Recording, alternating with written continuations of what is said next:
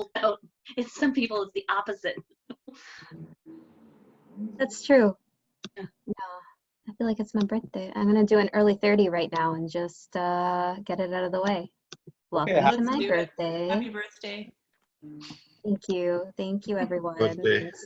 Thank you all for coming. This is all for you. I feel like it's my birthday. I wish I had a tiara. You get a tiara? My God. I have to do it right next month. I turn 42. Oh, well, happy early birthday. Thanks. Gotta feel What's your like star a sign? queen. Cancer? Oh, I'm like 5 days after the beginning of the Cancer period, which you're sounds kind of on awful. the cusp. Yeah. Yeah. Wonderful. Hi, everyone. Hi, Meg. Hi. Okay, so we'll start. Okay, wait. Cool. So let's start. So, hi guys, my name is Meghavi Patel, or just Meg, and I'm the founder of Animal Care Zone. I just want to say a big thank you to everybody who came out today to join us online. We sold around 75 tickets and raised more than $1,700. We didn't expect this, so thank you very, very much. And obviously our comedians who have volunteered their precious time to us, thank you as well. I just want to take a few minutes to talk about what Animal Care Zone does. So the Animal Care Zone was founded on the intention of helping stray animals in rural India and also rural or remote northern Canada. We're a volunteer-run organization registered in Canada, so that means we do this in our spare time after work. So again, thank you for coming. This really means a lot to us that you supported this cause. In India, we've picked rural places which usually have more poverty and which are farther away from metropolitan cities, where these animals don't receive access to veterinary care that easily. We've done a lot of spay and neuter, as well as we've funded a lot of veterinary bills for surgery for these stray animals. In Northern Canada, what we've done is recently in January 2020, we went up to an Indigenous reserve called Muskrat Dam, which is in Ontario, and we did a spay and neuter camp there with one of our partner organizations. So that's our goal in Canada. We want to go into these, we want to go into these First Nations communities and help control and vaccinate the community dog population so that they can coexist with the First Nations people who live there. We spayed and neutered 84 dogs, and we brought 24 of them back to Toronto and to the GTA area so that they can get adopted. So the money that we raised today is split in the work that we do in India and Canada. And one more thing is I'd like to say a big thank you to our board of directors team for Animal Care Zone. Without the team, this wouldn't be possible. And so we have Niven, who was instrumental in putting this event together. We also have Charvi and Abhishek and Nicole, who are on the board for Animal Care Zone. And with that, I will say there's one good news, which is I am not your host. So you won't, I made a joke, so you won't, so you won't have to see me for the rest of the show, but I would like to take a minute to introduce this amazing woman. We got very lucky because she's our host and she's also a comedian, but it gets better because she is a veterinary cancer surgeon, and she's a cancer survivor. So that's pretty ironic, right? Basically, working with animals saved her life. And she wrote a book about that called Lucky Dog, How Being a Veterinarian Saved My Life. I recommend you all to check it out. She's she's a delight, amazing person, and she's also taken a lot of comedy classes because as a veterinary surgeon, she obviously loves to study. And having said that, I would like to pass the spotlight over to Dr. Sarah Boston. Right. Hello. Hi, everybody. I'm Sarah Boston. This is Rumble. He's making oh, no, he's shy now. He's leaving. That's my dog Rumble. Thanks for the great introduction, and I'm so happy to be here tonight. Thank you for having me, and thank you all for coming out to support this amazing cause, as well as thank you to all the comedians who are volunteering their time. It is really, really awesome to be here. If you haven't already and you are wearing clothing, feel free to open up your video so we can see you. It is really awesome for the comedians to see their audience, and this is the only way we can do this right now is through Zoom. Also, if you want to use the chat function, if you are craving some human interaction, feel free to do that. And also, it's okay to turn on your audio. That's the other thing that is, we're learning about Zoom. It is really great for the comedians to have some feedback and some laughter for their jokes. It's really the only way we know if it's funny. What was that? No.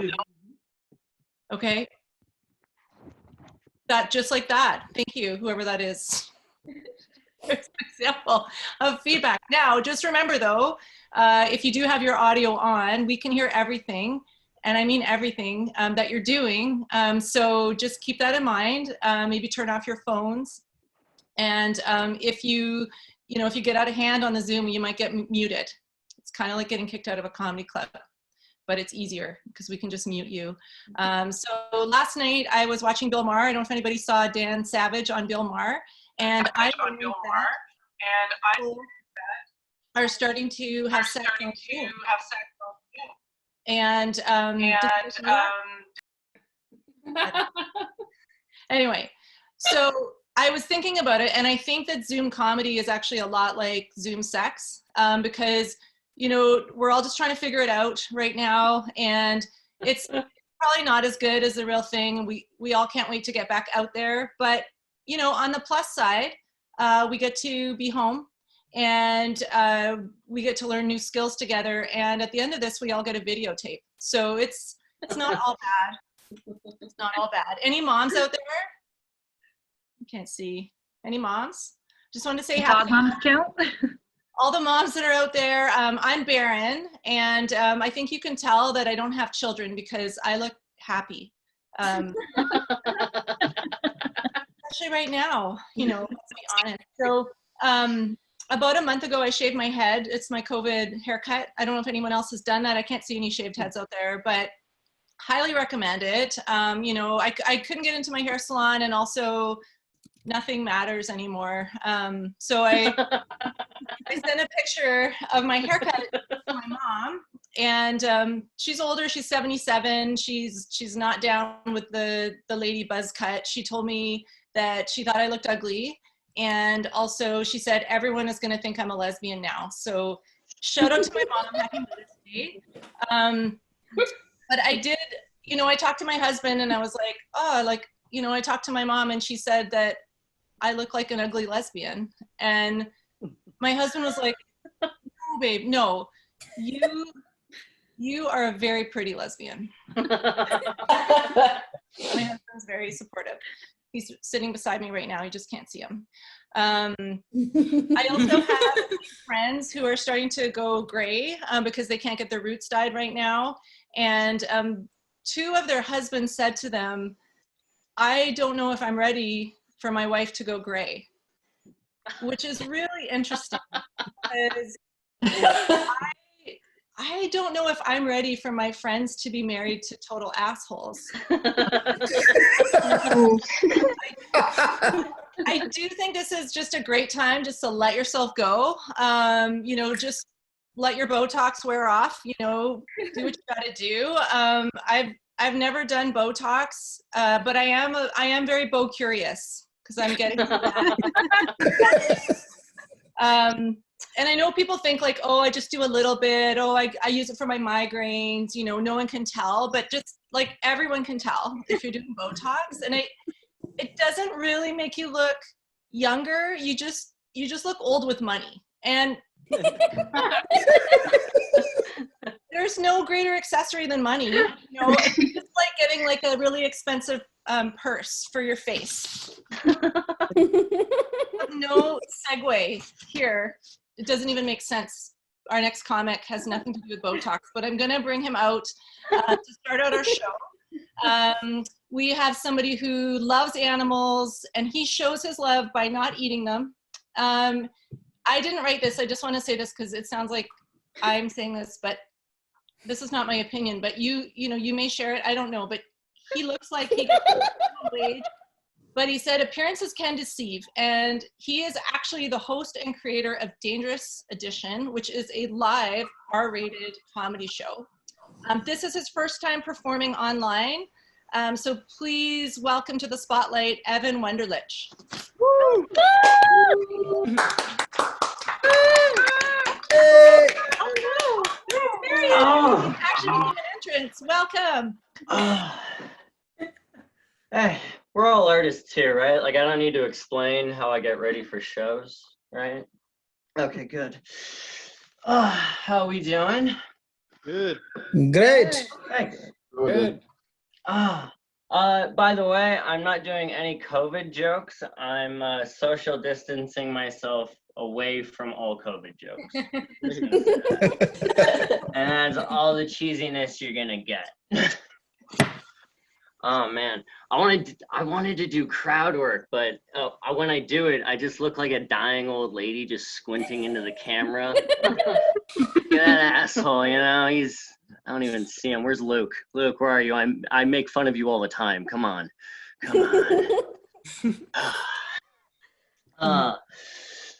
Holy shit. So, I have schizophrenia. I don't know if that's funny or not, but I do. And sometimes I hear voices. And the voices are sometimes like, kill yourself, you're nothing.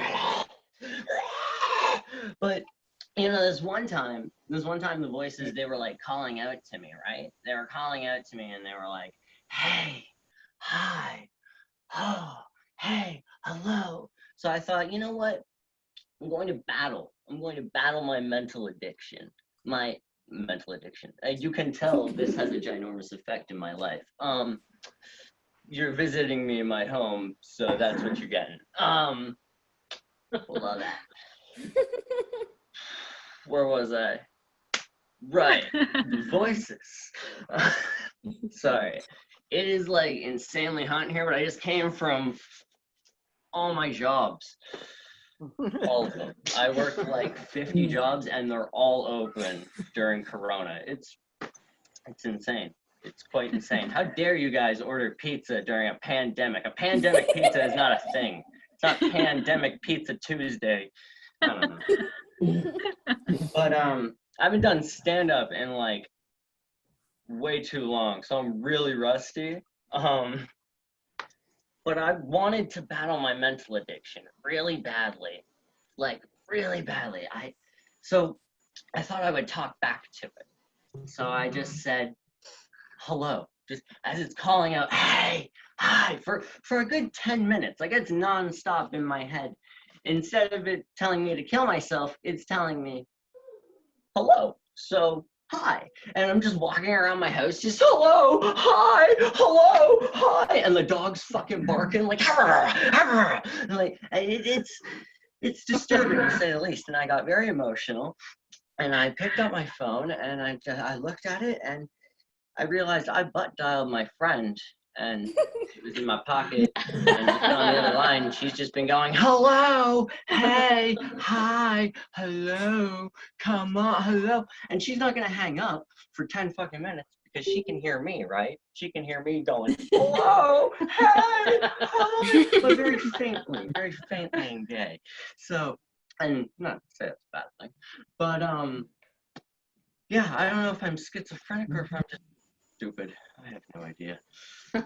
Oh god. But other than working at a million jobs, I'm also a photographer. Like, check this shit out. This is a great goddamn camera.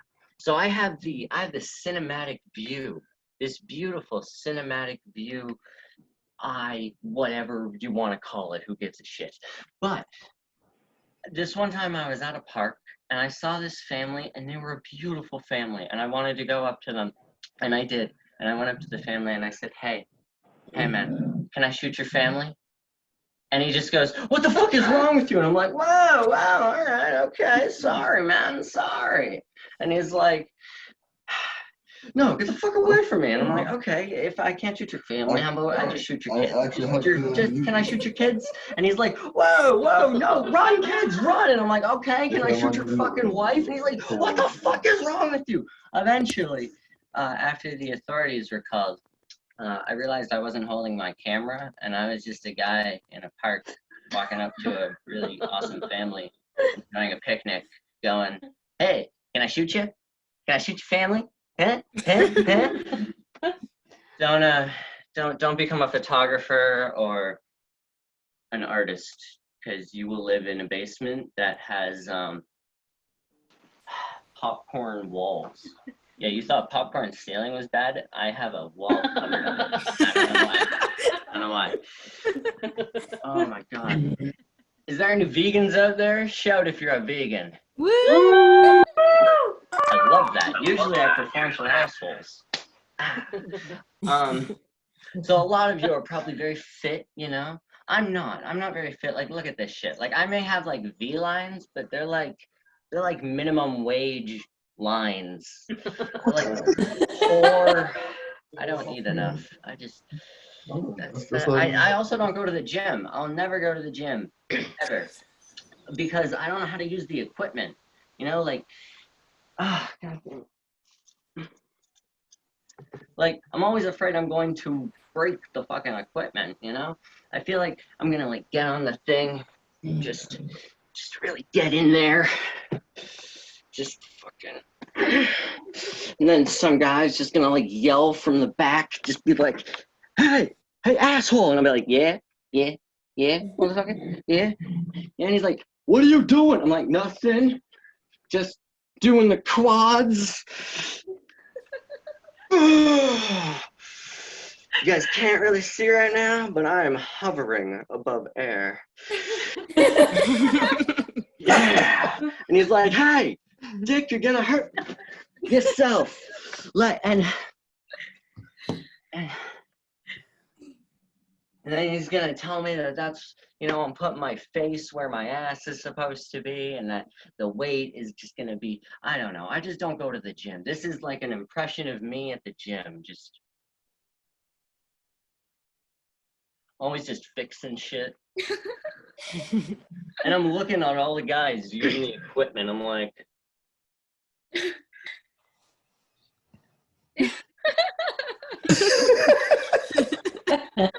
then I'll just do random stretches. I will. I'll just be like,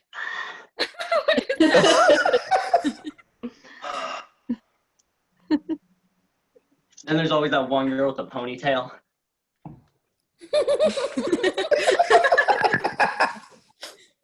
Oh man, but I'm gonna leave you guys with a song. This song is amazing. It was passed down through my family, through generations to generations, generations,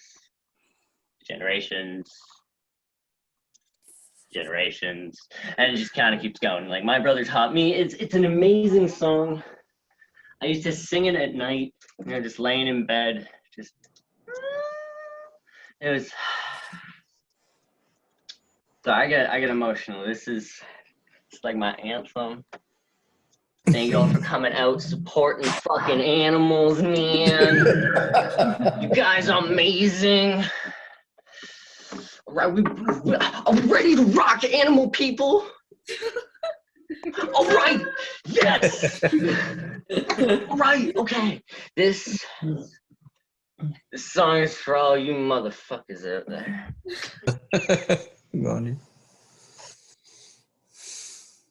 Rip Gene, it's pretty punk rock.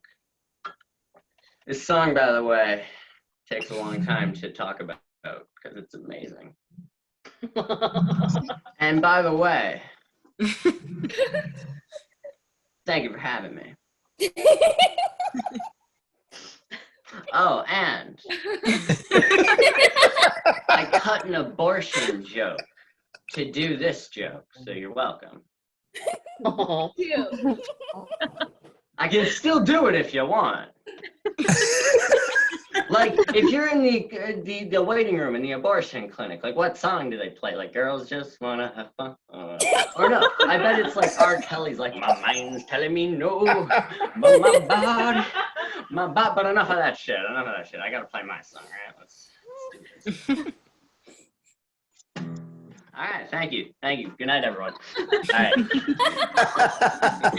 All right. I don't usually have my webcam on, so this tape is going back on. I'm still going to be here watching the show, but the government can stop watching me.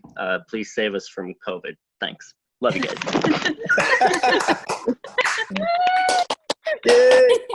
Sooner or later, this tape's going to fall off right in the middle of the show. It's going to be great. Thank you, Evan. I don't know what's happening there. Okay, that, wow. There's been some comments, Evan, some suggestions that maybe you look into a personal trainer or a dietitian. So this show is more than just a comedy show helping animals, you guys. We are giving life advice to each other. That's kind of awesome. I don't think you're going to break the machines, Evan. I don't think it's going to happen. So get out there, man. Get out there and work out. Okay, I'm going to move right into our next comedian. Her name is pronounced Kaina. It rhymes with vagina. That's how I learned to say it correctly. As a host, it's very stressful. You need to say people's names correctly or you get into trouble. So Kaina Morgan, she is an introvert. She does not like to be the center of attention. So obviously her only choice in life was to become a stand-up comedian because you don't like attention at all, kind of. No. She is also a comedy writer for a new online show called The Weekly Outlook, in which she also co-stars. She is an American spending lockdown in the UK. I'm really interested to hear about that. And she's trying to be her parents' tech support, but she's 3,000 miles away. She's a vegan, animal rights supporter, and very dedicated to helping animals, which is why she's doing the show. You guys, it is 2:45 a.m. in London right now. And I just wanted to say, when I heard the show was starting at 9:30, I was like, ooh, that's a little late for me. But I guess I'll still do it because you seem like nice people and I want to help animals. But then I learned about Kaina being awake in the middle of the night in the UK. So that's amazing. But please, everybody, welcome to the spotlight, Kaina Morgan. Yay, thank you so much. I'm so glad I inspired you, Sarah. I mean, anything for comedy, anything, right? So hello, everyone. I hope you're all doing well, but I'll be honest with you, I cannot wait until we start saying that completely disingenuously again, like, how are you? But no, like, how are you? Absolutely no interest in how that person is doing at all. I really look forward to the day when I can stop caring about people again. You guys, you're a lovely bunch. You're a lovely bunch. But it's really nice to be here because it's for a great cause, raising money for animals in need, and I really appreciate Animal Care Zone inviting me. I've always loved animals. I've always had animals in my life. When I was a kid, I was bitten in the face twice by a dog, once at 1.5, and then again when I was about 10, and I would happily do it again. I'd let a dog bite me in the face again. How much I love animals. Never question that. I'm also vegan. I'm celebrating my 24th, I think you say it, veganiversary this month. 24 years. Thanks. Now, my Muslim friends are observing Ramadan right now, so they're fasting during the day. And since I'm not Muslim, there you go. Yeah, I'm not Muslim or religious at all, but some of them asked me to help them, keep observant through the holy month, and I'm fasting in solidarity with them. And I'm taking it really seriously. I'm busting friends left and right who I think are violating Sharia law. When I see photos of their 3 a.m. breakfasts on Instagram that look like they have bacon or sausage in them, I'm putting loads of pressure on them to get vegan equivalents instead. But the authority's gone to my head. I mean, the fasting has started to drive me mad to where I'm quizzing people whether they've gone vegan yet. Are they drinking alcohol? Are they violating Sharia law during Ramadan? And I've usually just WhatsApped them with emojis. So it's basically just a pair of eyes, a woman in hijab, and a big question mark. I won't give them a break. I just keep policing them. And I realized last week during like a midday fasting fever dream that, oh my God, I've inadvertently created my own vegan Islamic state. But luckily, they're very cool. All they had to do to defeat me was send me a care package a few days ago. It de-radicalized me through vegan snacks. And they told me they wouldn't talk to me again until I stopped fasting. So here I am, normal person before you. But like Sarah said, yeah, I'm an introvert. I'm a bit of a misanthrope too. So lockdown for me just kind of feels like how Christmas break felt when you were young, except we're living through a pandemic. So the real gift this time is that you get to live.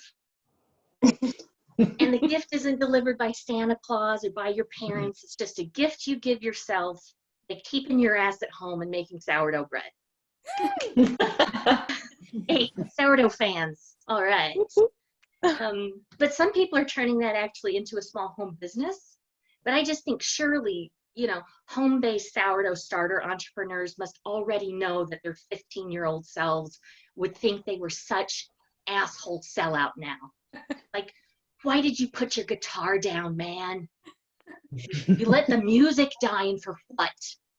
The fucking gluten. So as Sarah said, I'm American. I'm staying in London, England for the time being while lockdown is still in effect. I'm in a tiny studio apartment, about 150 square feet, because I couldn't afford anything else. And you might not be able to tell it from this webcam angle, but I'm simultaneously in bed and on my toilet. So, yeah, when the quarantine emotions rise to the top, some nights I just find myself sobbing in my underwear, like scratching my name with a knife into the hardwood planks just so I can remember who I am. Okay. But sometimes I think I could raise money for the National Health Service. Lots of people are doing it, millions, tens and tens of millions of pounds, but I'd have to run a marathon in my studio 5 steps at a time. And I just don't think I have that in me. So, but social distancing, that is a treat for an introvert, but it actually means more time talking to people online than you would in real life. So it's been so exhausting. I've had to start virtual distancing myself. I have no good excuse for not being able to make a Zoom meeting, right? So I just have to systematically break up with all of my friends. Like, I'm sorry, I can't stand it anymore. You know, gather up your pixels and just click off. Understand? End meeting forever. Right? I haven't yet broken up with my parents, but I can definitely feel that day is coming, and soon. While I'm away from home, I like to wear my, this isn't it, but I have a Bernie Sanders for President t-shirt. Because you know, it reminds me that, I mean, hope is still a thing, right? That's a thing that we still have. Hope. I miss Bernie Sanders because I feel like who couldn't like Bernie? Like, he looks like a cup of angry fair trade coffee. You know, he's bittersweet, but he knows how to pump you up for justice, and he thinks everyone should have a coffee, damn it. So what we have now in the White House is a guy who looks like a bargain ham about to detonate its suicide vest. And when he recently endorsed injecting disinfectant as a way to stop the virus, an American public just cried out for him to please just go ahead and lead by example. So somehow the Democrats figured that Joe Biden was our man. Joe Biden, a man who stated just a few months ago at his own presidential campaign, I'm Joe Biden and I'm running for US Senate. This is our guy? That actually happened. It's our best hope for replacing Donald Trump with another rapist. So, so being in the UK and watching British and American news, I get a double serving of bullshit on a daily basis. I watch Prime Minister Boris Johnson on the television, on online videos, a man who looks like a cross between a memory foam mattress and the psychological profile of a serial killer. And he hasn't been seen much since he got out of hospital, since he didn't die. And the hashtag "Where is Boris" has been trending recently in the UK, presumably because people just want him back in the public eye so they can keep giving him all the shit he deserves. But I also saw recently, a few weeks ago, Prime Minister Justin Trudeau commented that wearing masks will keep people from speaking moistly to each other. Does anybody remember this in the great dance remix video that went viral? I love that comment because it came across both kind of sexy, but like a little bit gross too. I just thought, nevertheless, it made the rest of the world move Canada out of the friend zone and put you guys straight into the bone zone, right? One thing I love about Canada is their brand of patriotism. Canada has a massive Flag Day celebration every year, and they celebrate Terry Fox as a national hero. You know, a young man who wanted to run across Canada and died of cancer before he could.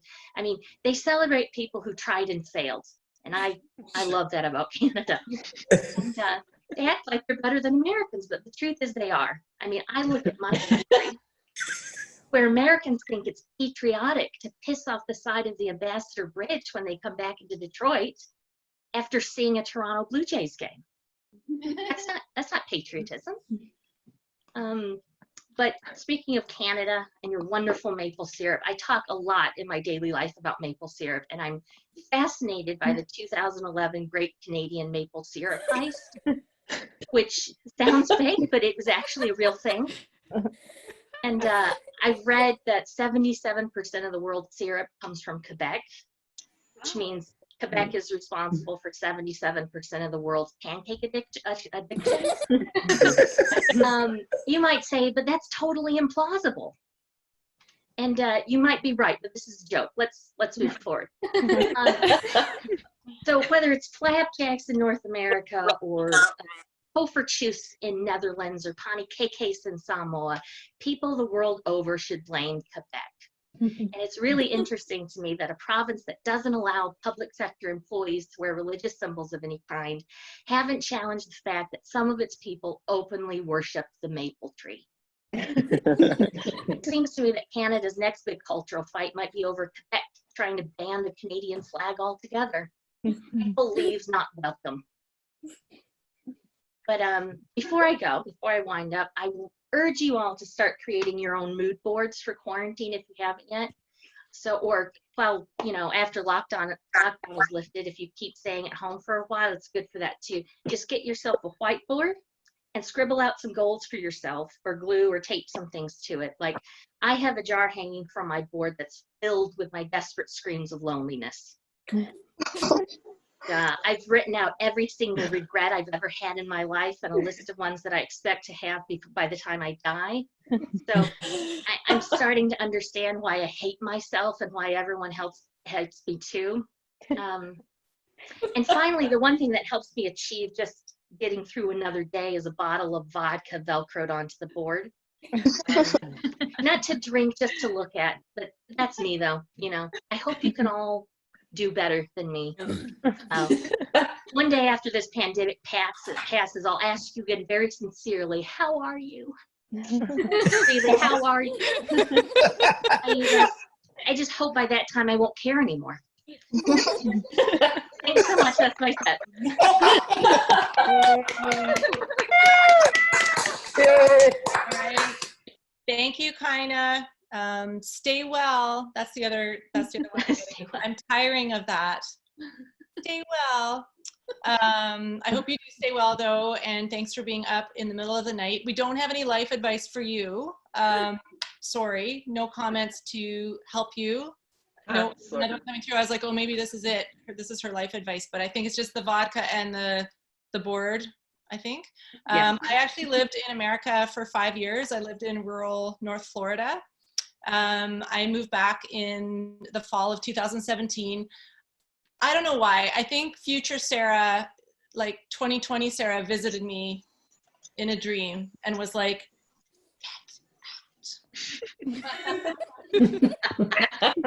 I felt like bad things were going to happen, you guys, and they did. So I'm really, I'm not trying to diss America though, but I'm also pleased to be back home in Canada. US is the Florida of the world, and I was in the Florida, so like, Florida of the US, and US is the Florida of the world. Here's what's happening, guys. When that happens, you are living on a farm. This is me. I was living on a farm in rural North Florida, where my husband worked. It was a cattle farm, and there was a lot of cowboys there, and they all had cowboy names.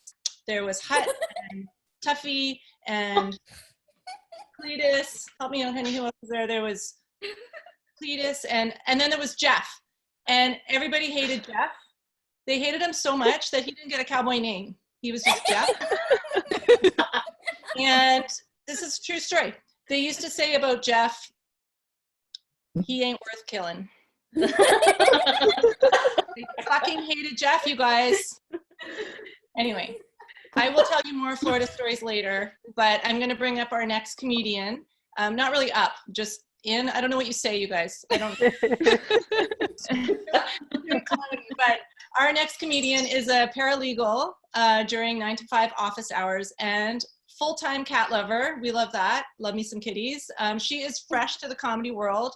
She's been doing shows, you know, back when we could go out at the Ladies' Mic in Toronto and Size Up Comedy, which are both amazing mics in Toronto. She has not found her big break, but it could be tonight. I don't know. But everybody, please welcome to our spotlight, Espa Shah. Hi, everyone. Hello.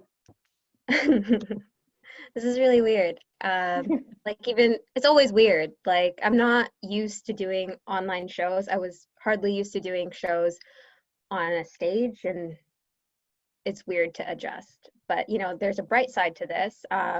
If there's hecklers, I learned a trick where I can just, like, mute my laptop and then I can't hear you.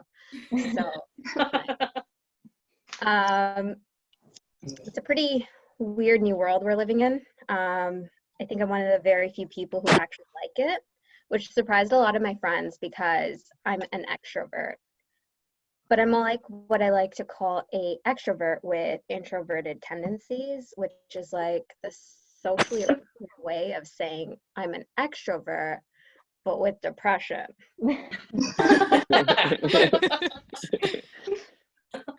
Quarantine has helped me relate a lot better to my friends and family that way too, because they're all depressed now. So I can like walk into a conversation and just be like, life sucks. And instead of being like, oh my God, you're such a downer, they're just like, yeah. Yeah. Everyone's doing these like really weird activities while they're in lockdown too. Like a big one is puzzles. Quarantine puzzles is what I'm calling them, because it's just a regular puzzle, except you have to take a picture of it and post it on Instagram, right? And like, how do you tell these people that if you wanted to see a picture of a tree, you could just look outside or Google it? There's nothing interesting about a puzzle. I don't get it. I do understand the baking though. The baking is great. I want to see more of it. Not only do I want to see more of it, I get it, because like when I was 19, all I did was bake to keep from losing my shit. And it's like how I gained a shit ton of weight too. Mm-hmm. True. I used to be fat. nobody believes me when I tell them, but I lost like 70 pounds. And I'm not one of those people who's offended by the word fat, though. Unless you're calling me fat, then that's rude.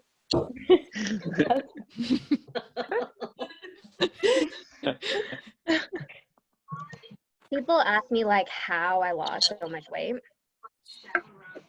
They see it like as inspiring, so I thought about starting my own Instagram page for it. And I can honestly tell you, the way I did it is mostly because I was poor. So, like, I would market it as the poverty diet. And it'd go a little something like this. For breakfast, boiled eggs, no salt, no pepper, you can't afford that shit, okay? For lunch, plain lettuce, unless you find salad dressing on sale, then you can use that. If you're lucky, it'll expire in 2 days, and then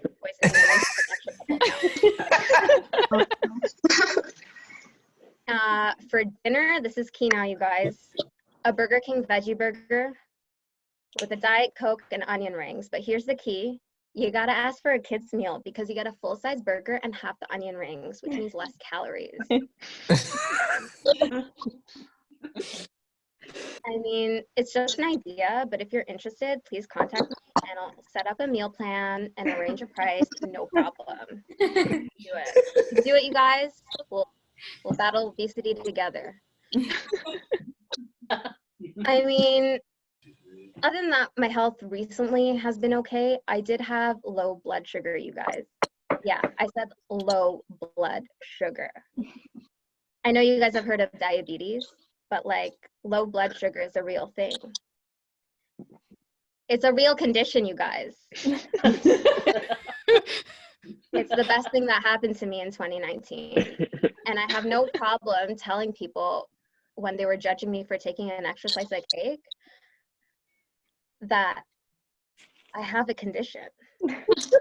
I mean, I gained 20 pounds as a result, but that's why the poverty diet is a lifestyle, you guys.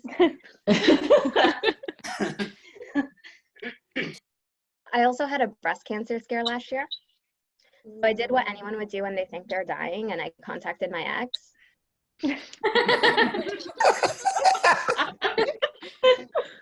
I mean, it turns out it wasn't breast cancer, so now I'm in therapy because I'm still with my ex.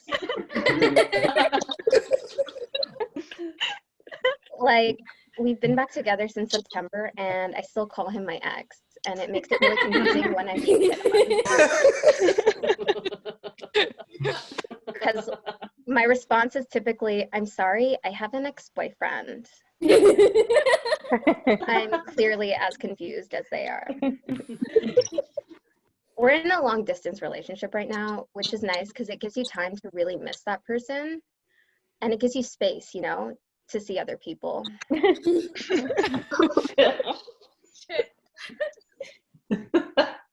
It's always been really different with this guy. And I feel like such a cliche for saying that, but it's true. Like, I've had 3 serious relationships in the past 5 years. Actually 4 technically, but you don't count the same guy twice, right? Anyway, so I've had 3 serious relationships, 5 years, and by serious I mean I was the only one taking him seriously. So the guy I dated after my current ex, he was just a really bad listener. All I wanted to do for 1.5 years was watch Space Jam, but he kept putting on shit like Fantasia. I was like, what? You can put on Fantasia, but you can't put on Space Jam. I don't get it. So I broke up with him. But I didn't do it in person. I didn't even call him. I didn't even text him. I wrote him a letter, you guys. Now, before you go and judge me, what I really wanted was a break. I texted him. I'm like, hey, maybe we should take a break. And he just like didn't respond. So I decided to write him a letter and just kind of end things because how else was I supposed to do it? Mailed him a letter, and I never heard from him again. It really surprised me because he was kind of the nicest person I've ever met in real life. So it was just unexpected. He would buy me all these really cute, expensive gifts that I had absolutely no use for. Like this one time, he bought me an award with my name on it and everything, and it said for outstanding performance. So I put it on my desk at work because what the fuck else am I supposed to do with that? My coworkers would come around and ask me what it was for, and I told them it's for having a bum-ass pussy. So yeah, we were together a year and a half, and I never heard from him again. You guys, I think we might still be together.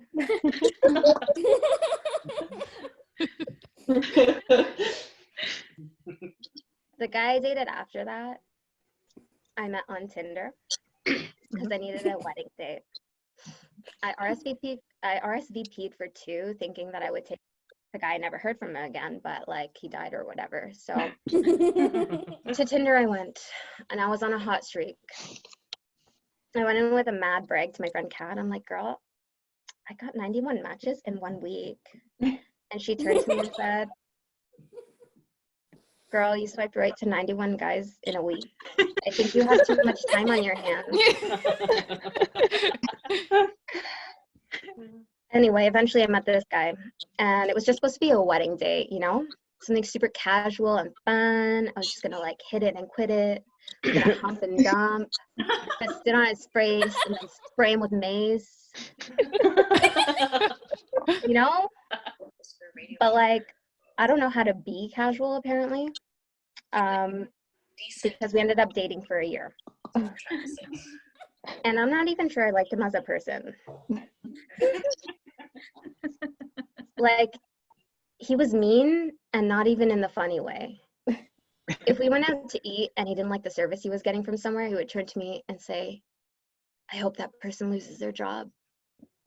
And I was like, who says that? Guys, who says that? You don't say that. Anyway, I'm not gonna lie. A certain part of me hopes that karma got him during this quarantine. My hair is not looking amazing. Whose hair is not looking amazing? I mean, I'm sure it is. Guys. Anyway, I kind of hope that karma got him during this quarantine. That's right, you guys. I hope he lost his job. Half of you thought I was gonna say I hope he's dead. Probably, you know, seek help. Anyway, so I'm not exaggerating when I say things are different with the guy that I'm with now. It's real. He's a peach. Quarantining is really nice when you're in a long distance relationship too, because everything you do is done digitally anyway. Like you never see each other anyway. Also trying to develop hobbies while I'm in quarantine, but I mostly end up watching like a lot of 90 Day Fiance. Now, if you haven't seen 90 Day Fiance, it goes a little something like this. Imagine the worst date you've ever been on. Like, I mean the worst. The guy doesn't look anything like you thought he would. Not only that, he's treating you like you're the ugly one at the table. On top of that, he's 15 years older than you initially thought he was. Now, imagine you had to continue to date that person for 90 days or possibly marry them just to stay in the country. Now, I was explaining this to the audience, and we did a show for India last week, and I was explaining that to the show to them, and I was like, oh shit, that's their lives, you guys.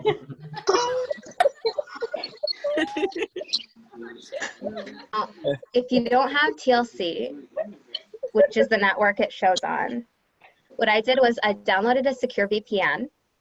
I connected to a New York network. I went on YouTube. And then I basically searched for different YouTube clips and pieced together an episode. I think of it as my quarantine puzzle.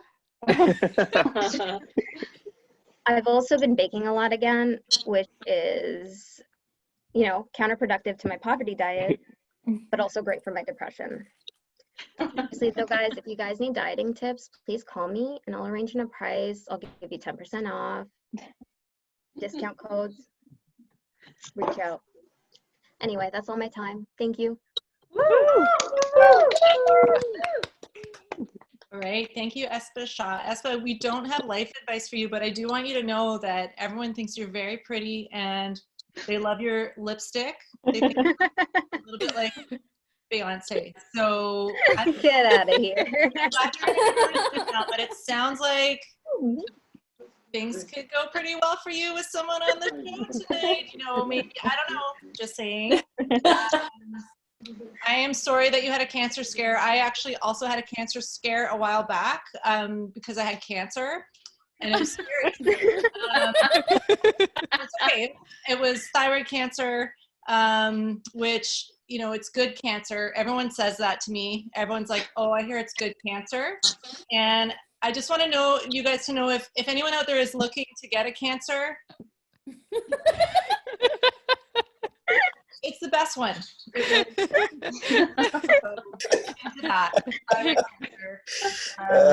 Yeah, no, it is a good one. I haven't watched 90 Day Fiancé, but I have been thinking a lot about, you know, when you go to a funeral and it's like people have to arrange like this huge party and like, you know, in 5 days, and it's like they have to arrange everything, the church and like the food and everything. I think we should do weddings like that. You just like send out a notice, we're getting married in 5 days.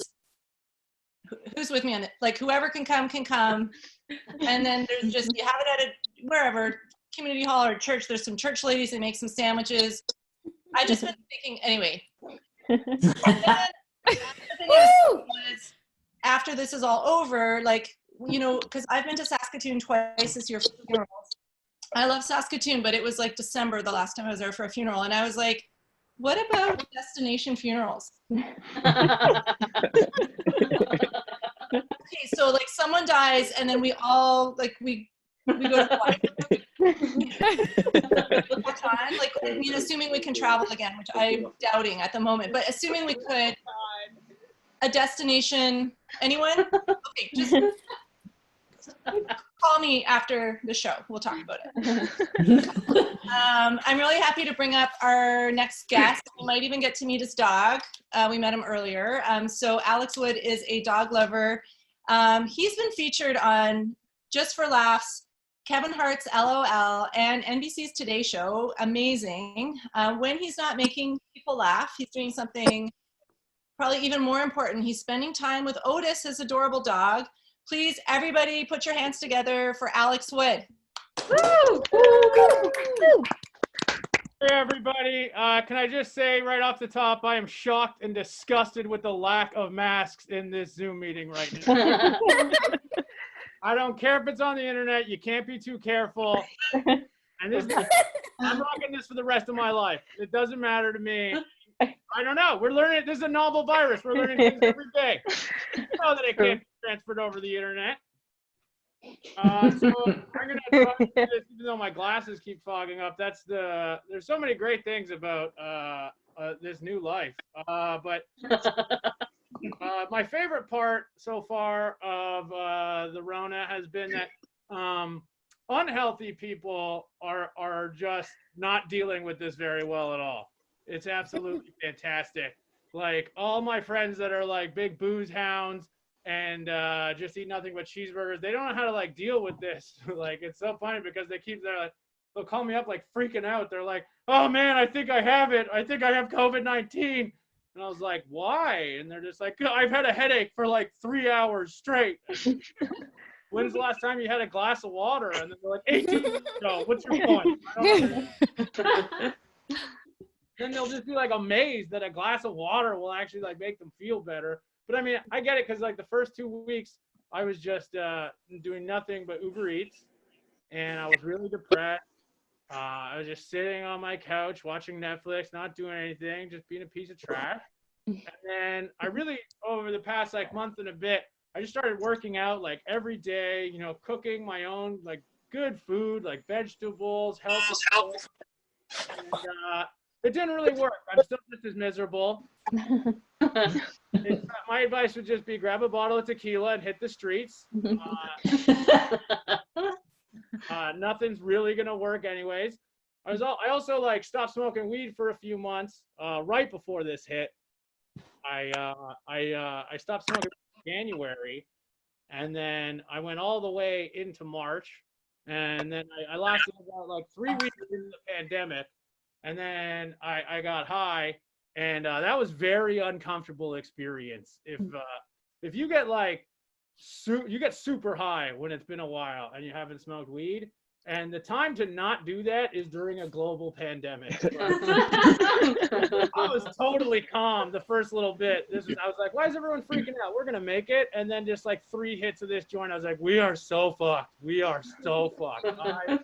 I felt so uncomfortable. I like started calling my mom. It was like 1 a.m. I was like, you know what's happening? She's like, yeah, this has been happening for a few weeks. I was like, well, not in my brain, it hasn't. Let's touch down for me now. This is getting way too hot. But yeah, I thought it was really funny that everybody was doing something like stupid to their hair. And then 3 days ago, I did something stupid to my hair. I was just like, oh, you know what? I'm not gonna be able to get into a barber shop for a long time anyways. And I'm sure I'll look like, because I was doing it with my glasses off, right? And I was like, I'm gonna look tough with a shaved head. And then I forgot with glasses on. Very different. Like I'm not gonna be allowed out of my house when this ends anyways. Like glasses, head, this isn't gonna go well for me. But I also really like the way the show's been going so far. You got the classic in the comments section, women saying things to another woman that would be totally creepy if a man said it. When Esba was on, first comment, wow, she's so pretty. And the next one, love her lipstick. Love her lipstick. She kind of looks like Beyonce, total babe. Those are all fine comments. If dudes were making them in this room, we would be a totally different vibe. Wow, she's so pretty. Love her lipstick. I'll tell an Asba, like, close your fucking window. Close your window. The rest of the set. There's a black screen. It's gonna be way better for you. This was the last joke I wrote right before this this hit. Was this was like 3 nights before the lockdown too. There was an Amber Alert, and it you know, they're always like so like upsetting because you want to do something about them, but you know you can't. And I was just sitting at home, and I got this Amber Alert, and it said 14-year-old kid missing, and I was like, I'm not just sitting here anymore. I'm gonna fucking do something about this Amber Alert, you know? And I was like, I'm gonna put on my like workout gear, and I'm gonna go hunt this kid down. I'm gonna find him. And then I kept reading, and it was like went missing in the Jane and Finch area, and then I was like, all right, sorry, kid, you're out. Can't go out there. I thought I was brave, but if I go out there, there's just going to be a second Amber Alert. You know? It's gonna be like, oh, you know that like 14-year-old kid was missing. Well, now there's a 33-year-old man who's also last seen crying a lot. Good intentions, but it just didn't work out. You know. I have 2 roommates. Which is nice, because, well, it depends on the day, you know. Like right before this hit, I was like, man, I wish I lived alone. Like I'm ready to live alone because I just broke up with my girlfriend in October, and cough or you cry, and I was like, I like living with her, and then I moved in with 2 men again. It's not the same. It's not the same. I really don't enjoy it at all. Oh, you look like Seth Rogen. Yeah, I get that a lot. I thought when I cut my hair that would go away, but fuck, I guess not. I was like, it's disgusting. They borrow my stuff and they don't even ask, you know? I'll just walk by the bathroom and hear my electric razor being borrowed in the bathroom. And then I'll watch a fully bearded man walk out of that same bathroom. Like, for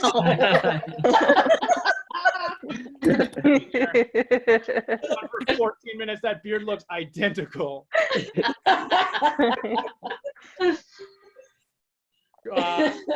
Alex, I grew up 5 kilometers away from Jane and Finch. This is great. I've never had like a chat right beside me for a set. You can see people's like innermost thoughts. That's just a fact about Meg. I like that.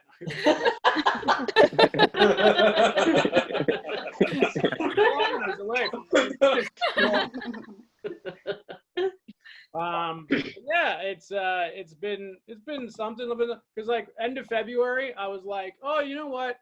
I think I'm gonna live alone. I'm ready to live alone. I really am. And then like the pandemic hit like 5 days after. I was like looking for 1-bedroom apartments and stuff.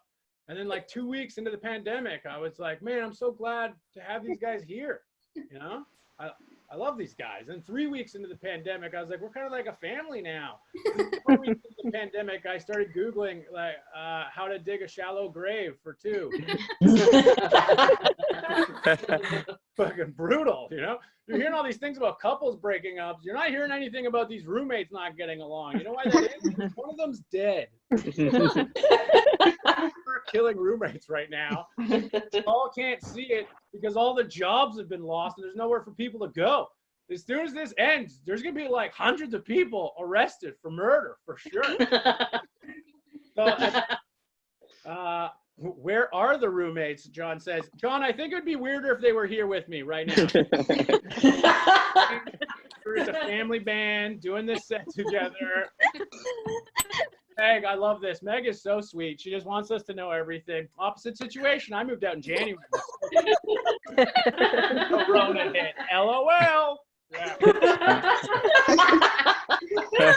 Like, so fantastic. If this was in a real comedy show, we would all be like, excuse me, miss, this is all great. Just shut the fuck up. Tell us about your life. We're all getting nosy.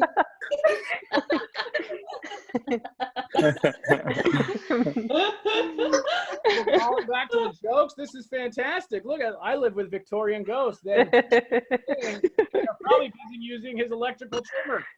18 minutes too late after that initial comment went. Like that. I really wish I couldn't see my own face right now. Like a lot of stand-up is just projecting confidence, and when you fucking see the star of American history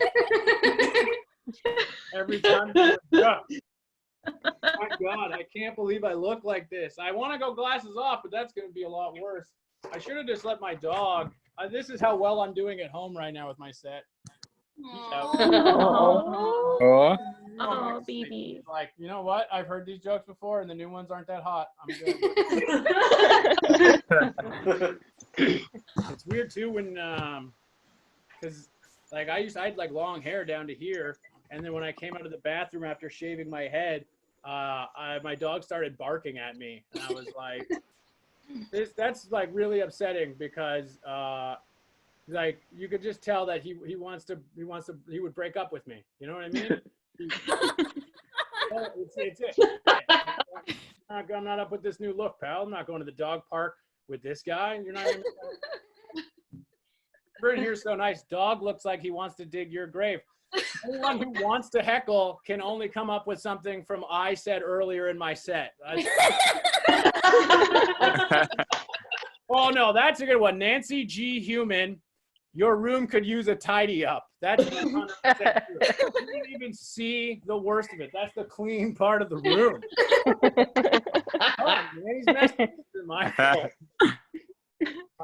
But Nancy G. Human, thank you for the heckle. Thank you for the original screen name, Nancy G. Human. Got it. Everything. I'm gonna say, I guess, a couple more things and then get out of here. Usually we have a red light, but now there's this like, I see a lot of used tissues in the corner. There you go. Now we're talking. Niven, I hope I'm saying that right. I got to be honest, man. I wish those tissues were for dirty uses. It's all tears, my friend. Tissues are. That's my actual last name? Your last name's Human? Nancy, your last name is what the shit? Wild. That'd be like if my last name was Loud Bald Man. That's pretty cool. You have a rapper name for a last name. G-Human.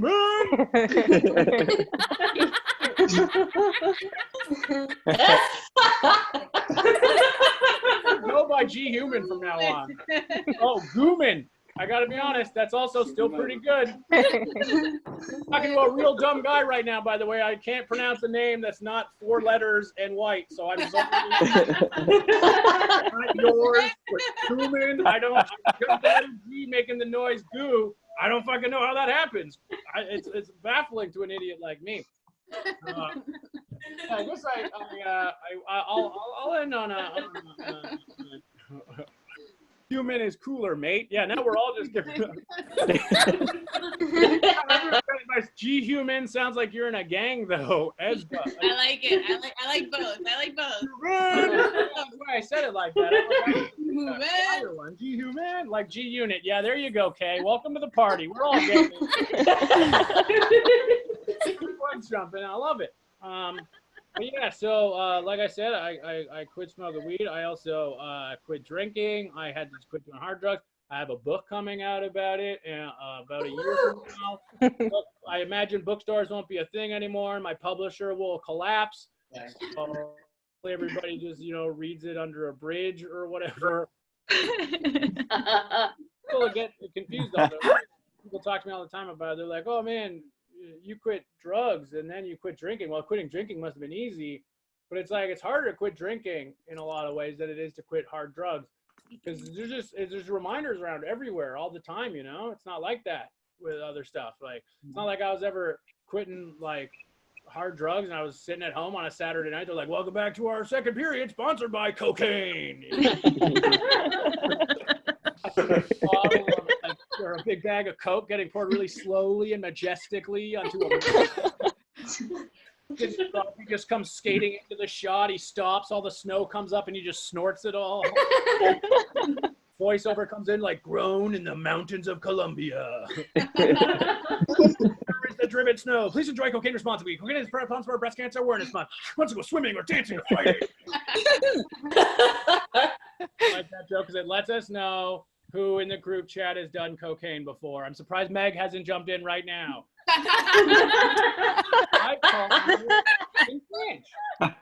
But this was so much fun. I'm glad we raised some money. Thank you so much for having me. My dad is on here. Sorry, Meg. I didn't. Never did it. Hi, Uncle.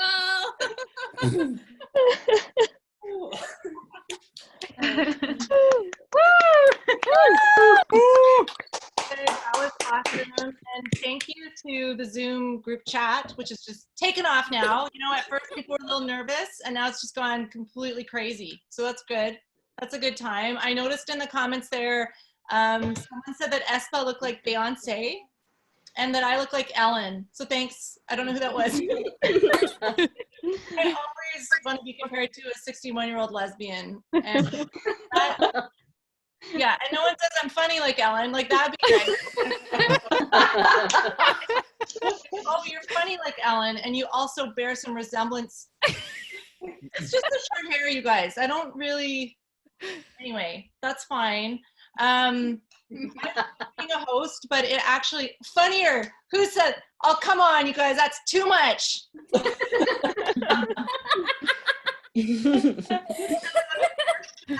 one would ever fucking say that, would they? No, they don't. But that's okay. I'm happy to have people tell me I look like Ellen. It's totally. I'm good with that. She's beautiful. You know what people say to me when I say I don't want to look like Ellen? They'll be like, "She's a cover girl." I'm like, okay. 2 reasons you get called like that. You get to be a cover girl, right? 2. You are beautiful like Beyonce. You're a model because that's your job, or you're super famous like you're Oprah, you're Ellen. maybe I could be a cover girl one day, you know, as a veterinary surgical oncologist. I'm sure they're looking for that. I think they want to put a veterinarian, you know, to be a model. I'm sure that's going to happen. So I have a lot of anxiety as a host because someone's saying the Vet magazine. Oh, someone said I look like Sinead with a shaved head. Yep, I'll take that. Thank you. It's very empowering to shave your head, Alex. I hope you know, feel that, because it seems like you're a little regretting the decision, but I am never going back to having hair. Things about a pandemic, you guys. I got a B-day because there was no toilet paper. Not going back. Loving it. Anyway, as a host, there is some anxiety about, I always want to make sure I say people's names correctly. Now, Alex Wood, no anxiety there at all. I'm like, I got that. I can do that. But I had some anxiety, and like the first time I was ever a host, I can't say this person's name, but she had a name that was hard to pronounce. And I went up to her and I was like, oh, hi, I'm Sarah. Like, can you just tell me how to say your name? And then she looked at me and said, yeah, white people can never say my name right. So I was trying though, like I was, you know, so I felt like, well, that I wasn't like being stupid and just saying, I'm going to say it how I think. I was trying to understand, but I really wanted her to know it wasn't because I was white. It was because of phonics. I'm just phonetically saying it unless you tell me another way to say it, and then I will do that. But anyway, so when I met our next comic before the show, I wanted to check in with her to make sure I said her name right, and she told me that she does not say it correctly either. The best. So like the pressure's off. So I'm gonna try to say it like kind of like not how she says it because it's incorrect. I'm gonna try to say it how she says it's supposed to be said, and I'm gonna do my best. So our next comedian has roots. Yeah, I was being polite. Are you saying she was being polite? Me. I was me. I was. I take comments like if a comment's ambiguous, I'm going to take it the compliment way. You mean that in a good way, right? DJ Singh? Yeah, I think you do. Our next comedian has roots in both India and England, and she has traveled the world. I think she spent some time in the UK as well. But now she's in Canada, primarily because she thinks Prime Minister Justin Trudeau is a dreamboat. And she hopes he will speak moistly to her, I think. Everybody, welcome Samriti Kumar. Woo! Oh my God, thank you. Yes. Because so the problem with my name is it's Samriddhi, apparently not. But my English mom named me Samriddhi, so I blame her. Because Indians come and tell me and they're like, you bitch, it's not Samriddhi. Like, I don't know. And so this is the only part I'm doing for people who know Bollywood. My mom's name, English mom, stupid white lady, her name was Diana. And she fell in love with a brown man, another cunt. And, and she fell in love with Bollywood. So now her name is Deepika. So it's only the Bollywood people will know what it means, like people who know Bollywood, like Indians would know what it means. So that's the thing. But if you can't guess from my accent, I'm actually from Whitby, Ontario. Yeah. And I love colonialism. Like, you know, colonialism, white people come to brown people land. Brown people kicked off said land, and white people king of aforementioned land. But really, had it not been for the English and the Indians doing the nasty together, I wouldn't have praised this earth. I love colonialism. Yeah. So the first time I traveled to India, my patriotic ass was very excited because I was like, I am finally coming home to my country and my people. So I was 16 at the time, and the plane lands in New Delhi, and I just run over to this butter chicken place. I have to. Yes, exactly. So this really tall Indian server walks in, and let's call him Mr. India. So Mr. India comes and looks at me, and he's like, "Can you eat spicy food?" I was very offended. Excuse me, Mr. India. I am Indian. I have been eating spicy food my entire life. I am born of spice. I am fucking ginger spice. I can eat spice. So Mr. India brings this big bowl of butter chicken. And I disregard all the tables and chairs in the restaurant. Like, oh no, Sam, you're going to sit down like a proper Indian girl and cross-legged. Use all your hands. And I ate every single piece of that butter chicken, did not share it with any other person. Oh no, you're not getting it. Oh, don't be a wanker, dumbass. Oh no. No one's getting that piece. I ate everything. Piss off, Mr. India. But yeah, the next day I was forced into an arranged marriage with the pot in the bathroom. Yeah, that was sad, very sad. Like I have major issues with the Indian and British people because they gave me their genes. Thank you. But my biggest problem actually is with North America.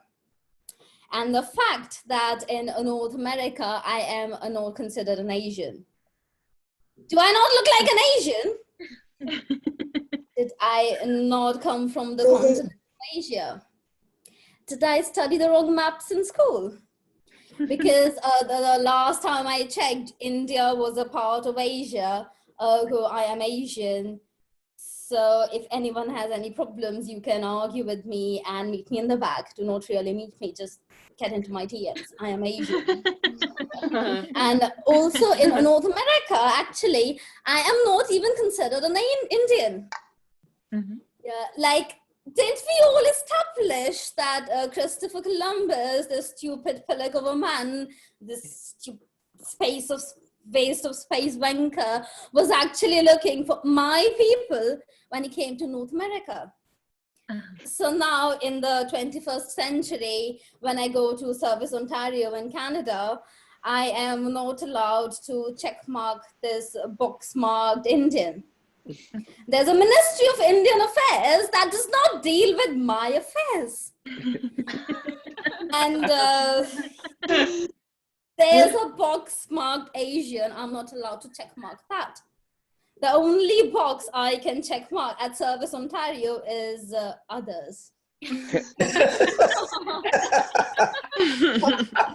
others. Yeah, I know. It's sad. Like, it's just disgusting. Yeah. So I've been traveling for the past years. That's why I have a very wonky accent. I call it the Bollywood version of Downton Abbey. It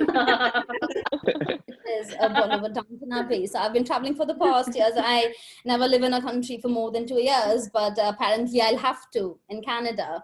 And not because Justin Trudeau is a dreamboat, because, like, moistly speaking, he is. But because there are no boats out of Canada. That's how it's there. Like, there are no boats out of Canada. So every time a random wanker comes to me and he's like, are you from England? Are you from South Africa? Are you from Australia?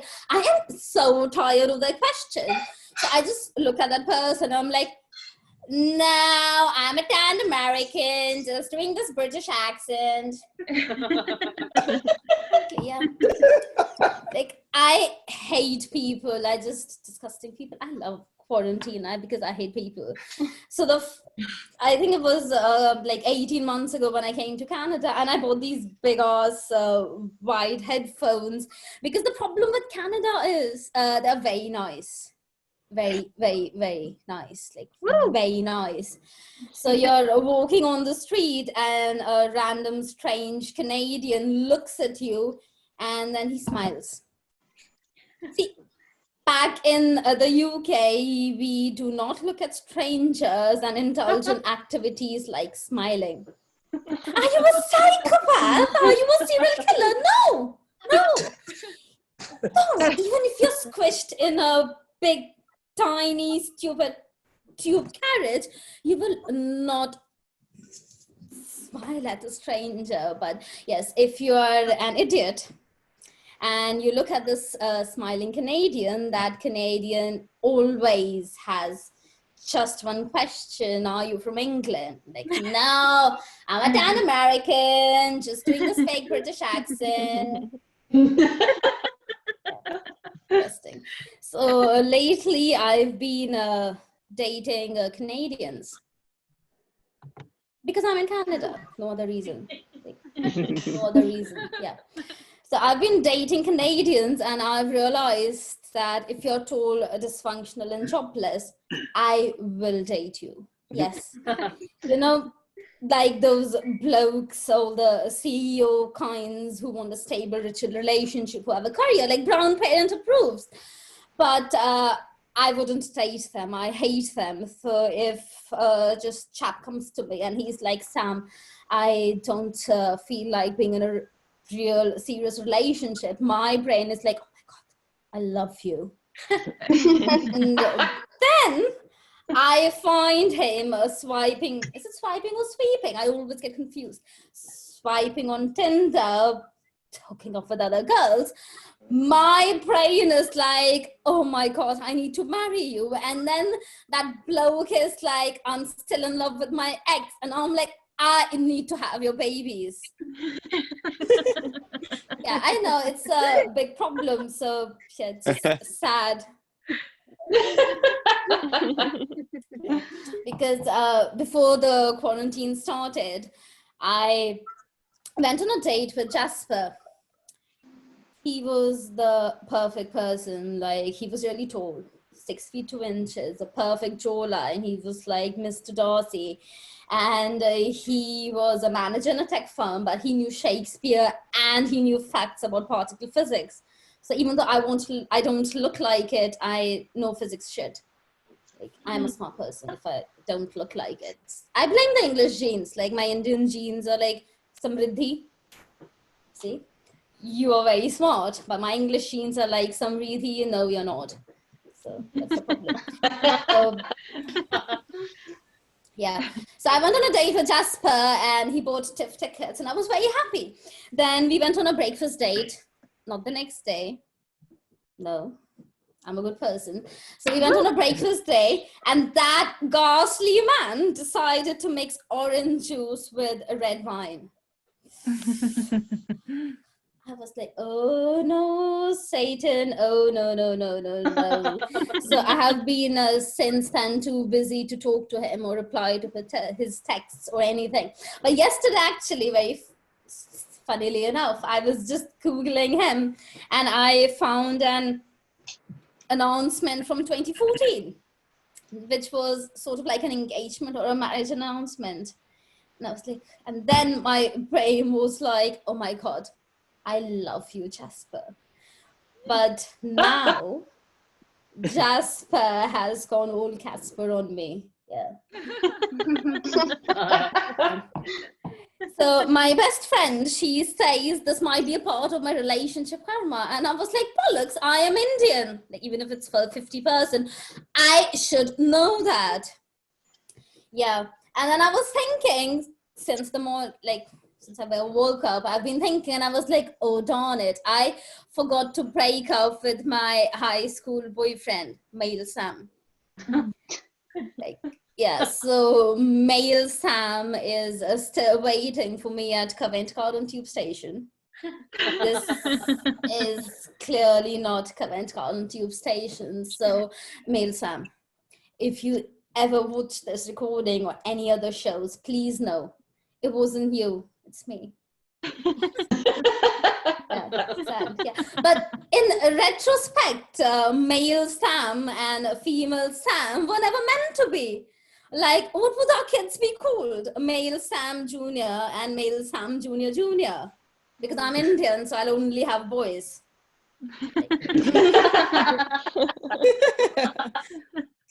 So, in conclusion, I am single.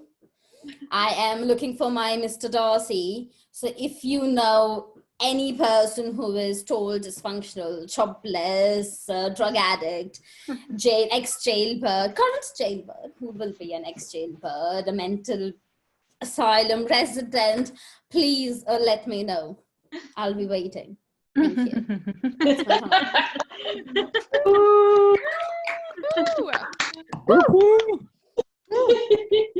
Thank you, Randy. I hope I said that close to correctly. I was feeling like that accent was a little bit of a Moira Rose vibe. I don't know if anyone else was. I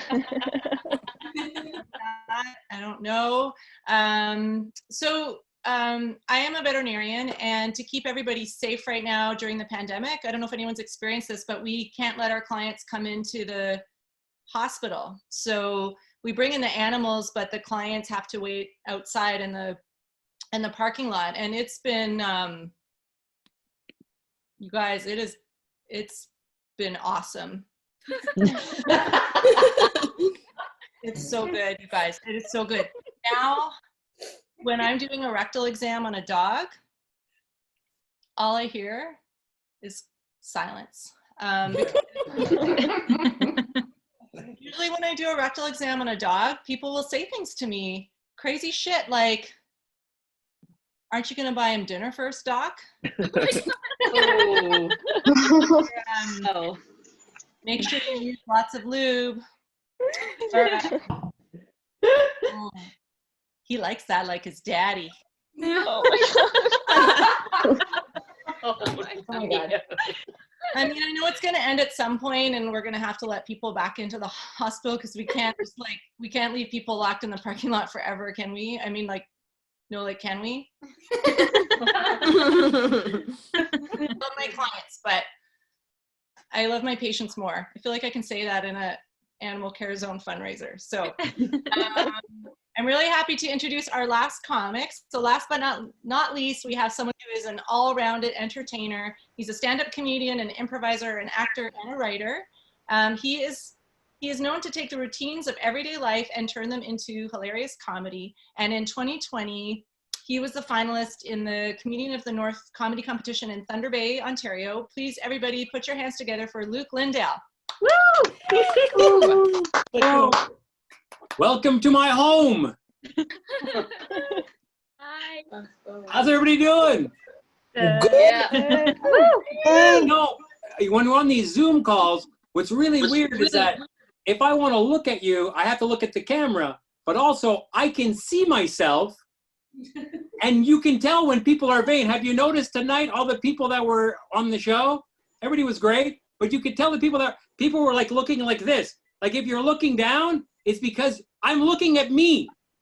How can I not be looking at me? There I am, looking at me. That's me right there, talking to me. Why are my eyes down? You know what I mean? Like, and you can tell the people that understand how the Zoom works, right? Because look, I can have a background. Some people had a background tonight. Other people don't have a background. They don't know what they're doing, you know? I got a nice background. People are confused at what's going on. They think this is like some big technological feat. Yeah, I went to the internet, downloaded a fucking photo, and then uploaded it to Zoom. I'm a genius. And what's going on with the people, like in here as well, like even when you're at work and you have these Zoom calls, some people don't want to be seen, you know? I work with this one woman for weeks now, we've been having calls, and she just refuses, like, is she in? Like, I saw her at work. I know what she looks like. Who are you hiding from? We know it's you. We recognize your voice.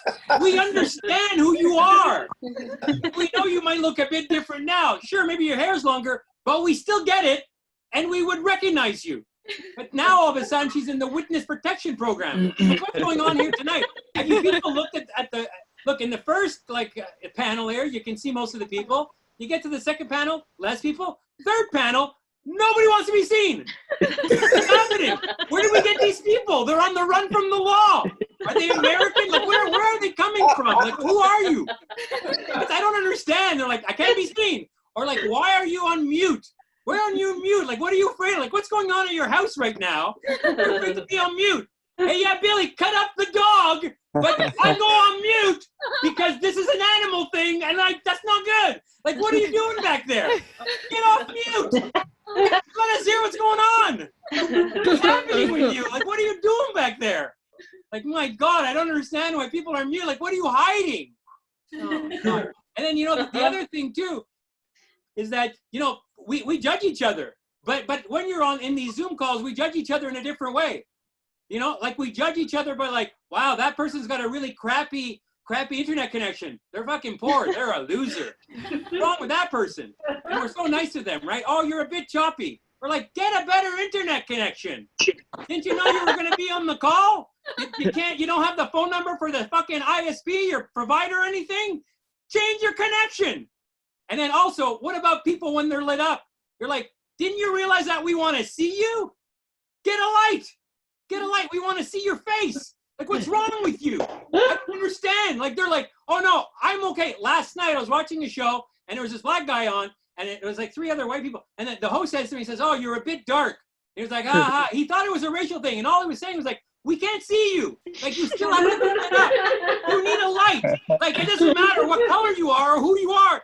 We need a light. We need to see you. You know what I mean? Like, you guys are the audience, so that's fine. But you know what I mean? Like, if when you're at work, like, put yourself in a place where there's sun or something during the day. Like, why are you in a cave? Like, where do you live? I don't know. It's not complicated, Anyways, these Zoom calls, like that's all it's all about. Anyways, let me see what else I want to talk about the Zoom calls.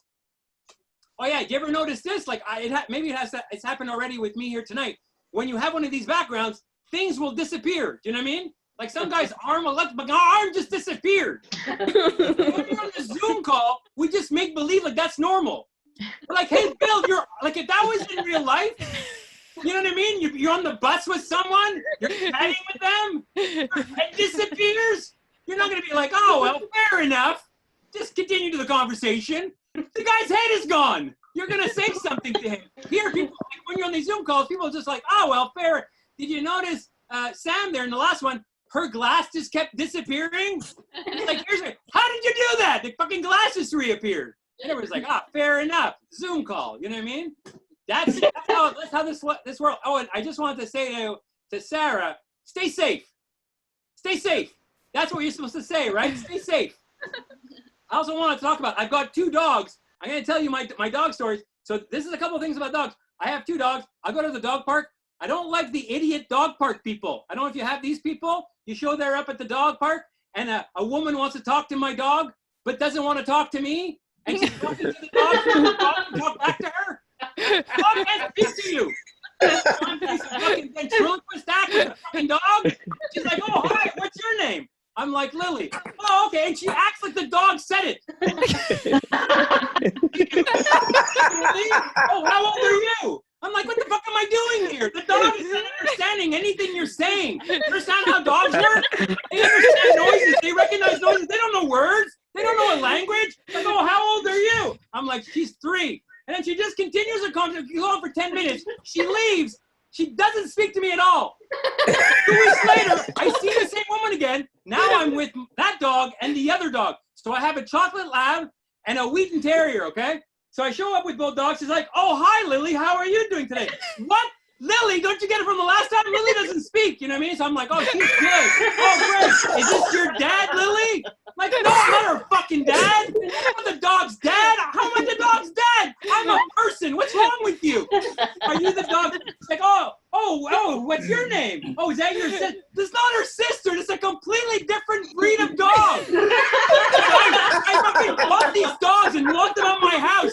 These are not dogs. Like, these dogs have nothing. I didn't adopt these dogs. Like, what are you talking about? It's like, oh, what's your name? Oh, my name is Ted. No, yeah, that's right. Her name is Ted. Like, anyway, so then she leaves, and this goes on for months. And then my wife will be like, oh, do you know that lady? No, but the dogs do. Ask the fucking dog who that woman is. I never speak to her. I don't know who she is. But every time we see her, she carries out a fucking long conversation with my dogs. Like, I don't know what's going on. I'll tell you another thing. You know how dogs are so, like, I got a lab. Labs are super easygoing, you know what I mean? And the thing is, people think that because the dog is super easygoing, the dog actually loves. The dog understands. Like, they're a captive. You've like stole the dog from somewhere. Like, when I picked up my dog, I bought a dog. There was the mother, the father.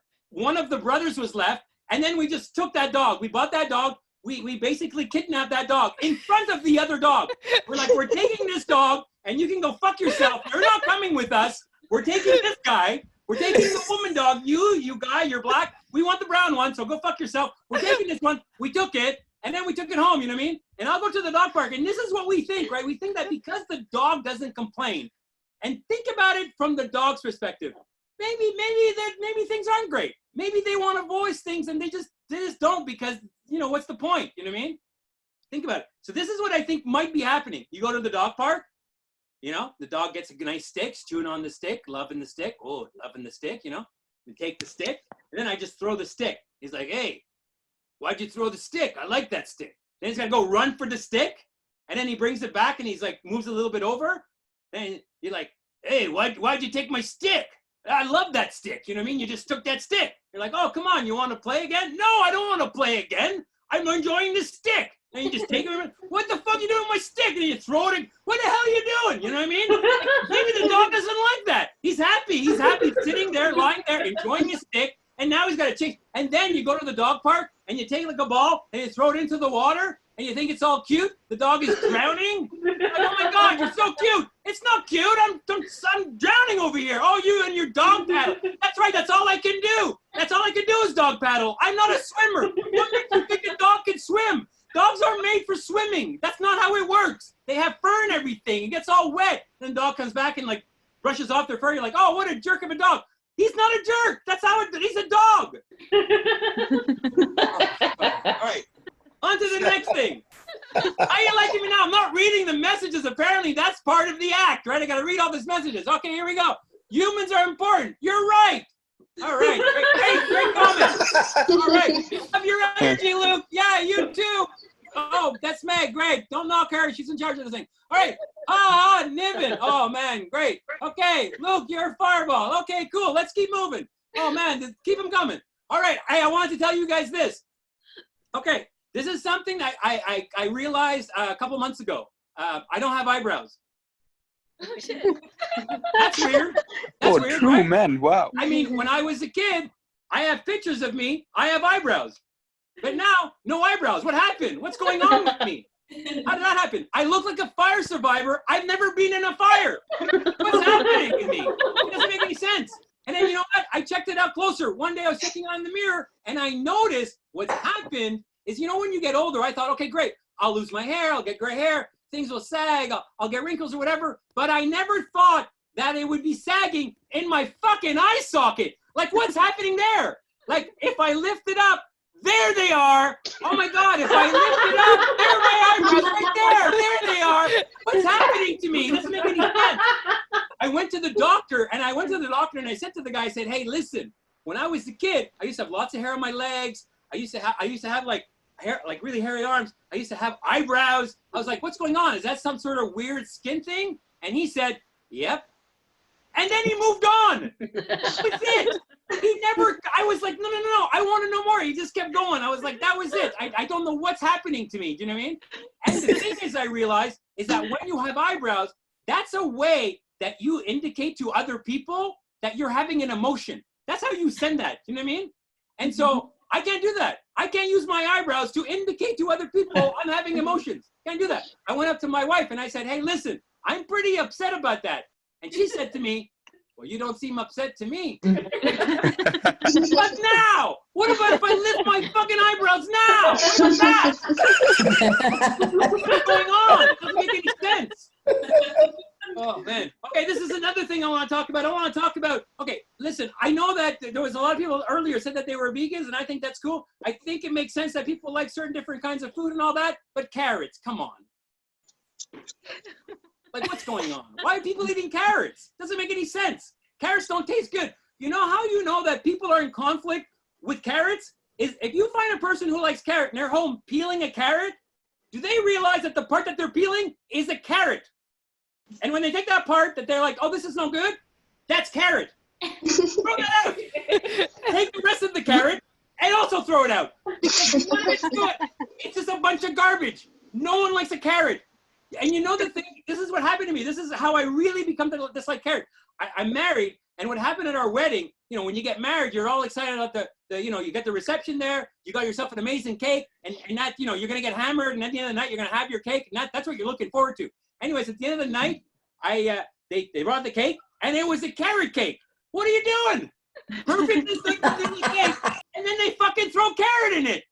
You just got married. That was divorce.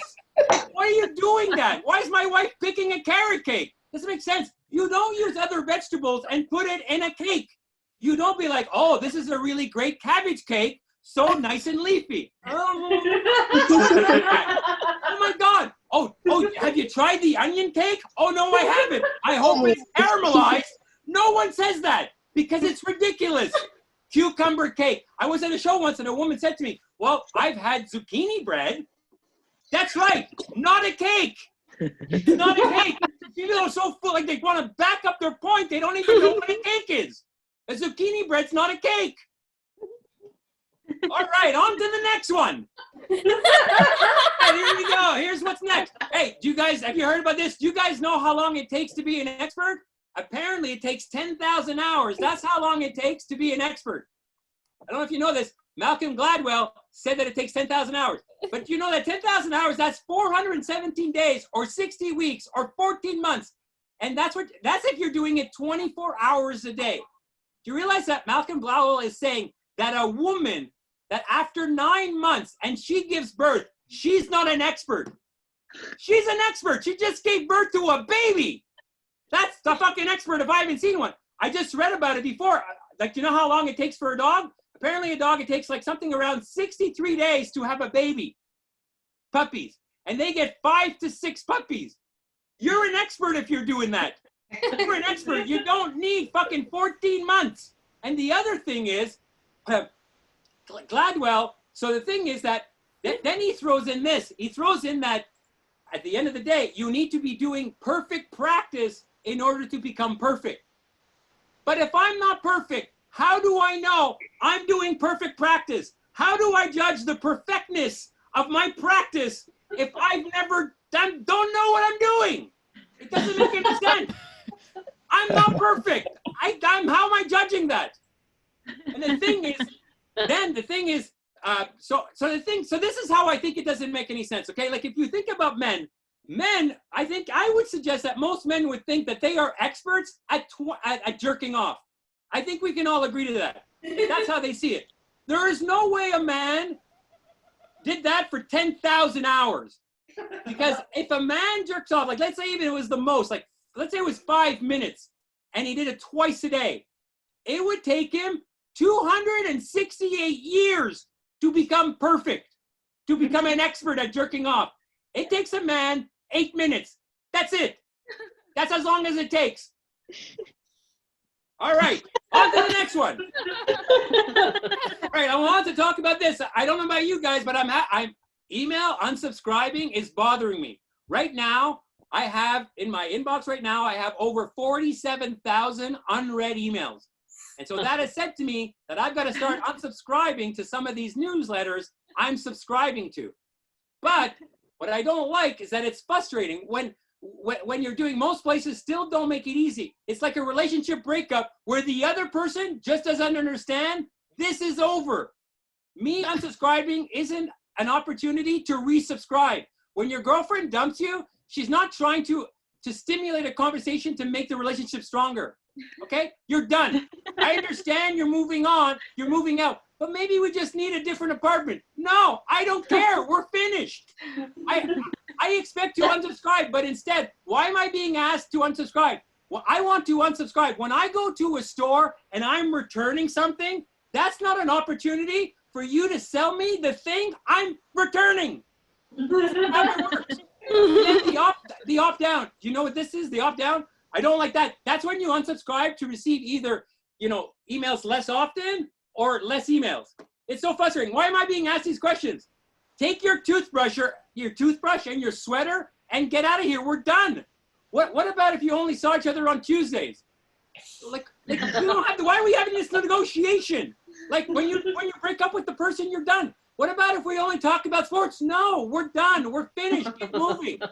Our definition of unsubscribe my definition is different than them, I want out. They want to negotiate.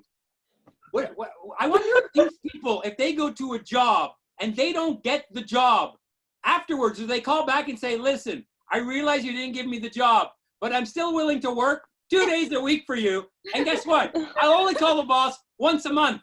No, Cheryl, you're done. Get the fuck out of here. We picked someone we like. We're done with you. Or do you ever have this, the one-click survey?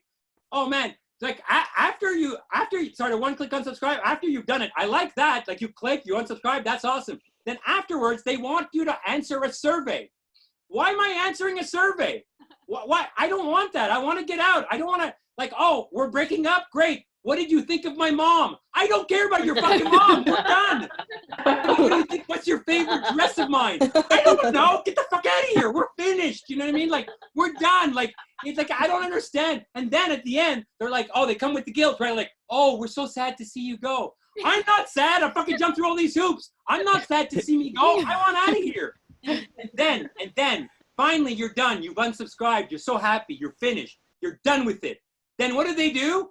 They send you an email to confirm that you unsubscribed. What the fuck is this for? I'm out of here. Like, why am I getting an email now to unsubscribe? Are you going to contact me a couple months later to ask me to marry you? I'm done with you. I'm not interested. Oh, how are you guys doing? Oh my God, I didn't read the comments. It's so important. Esba, exactly. Right, whatever it was. Okay, I love carrot cake. Oh my God, Niven, you and me, we're enemies. All right. Oh my God, and carrot muffins. What? Yeah, carrot muffins. You know what those are good for. Anyways, that's my last name. What? Okay, great comment. All right. Anyways, that's amazing. I love reading the comics. Anyways, thanks very much. I'm Luke Lynndale. Have a good night.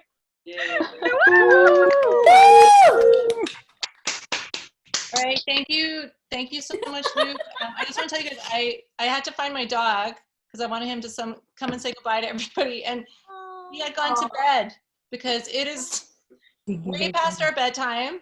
It looks like some people are getting ready for bed. Espa, looks like you're. Yep. Got my glasses on. Got my bun up. Let's be honest, you guys, it's late. Yeah. It's late for me. I'm old. So I just want to wrap things up by saying thank you all for joining us online for this comedy show charity event to help stray animals and all the work that the Animal Care Zone does. I'm so glad I found this amazing organization. Everybody stay safe, especially you, Luke, stay safe.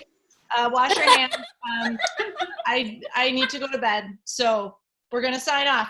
Good night. Goodbye. Thank you. Good night. Thank you. Thank you. Oh, thank you.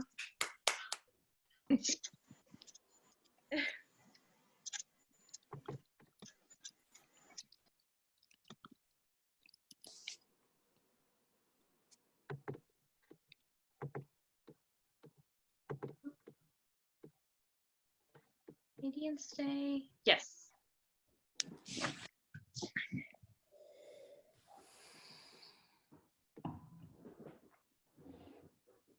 Oh my God, an iPad is sending a message to everyone. Isn't that creepy? Yeah. A random iPad sending a message. Oh my God. Like when I'm sleeping, is my iPad sending messages to every ex of mine? I don't want that. Like, no. iPad, shut up. Oh. I think Luke left already. Yeah. You maybe didn't catch it. That's okay. We just sort of wanted to say thank you. Nothing much, really. How did you guys find it? Sarah, were you? I think it worked. Actually, I think there was a bit of the feedback that you guys noticed when I first started. I didn't realize it was probably going through someone's TV or something. But I think other than that, the tech was great. The spotlight was great. So thanks. Did you love pronouncing my name? And you made me remember something that happened to me. Why I have anxiety about that.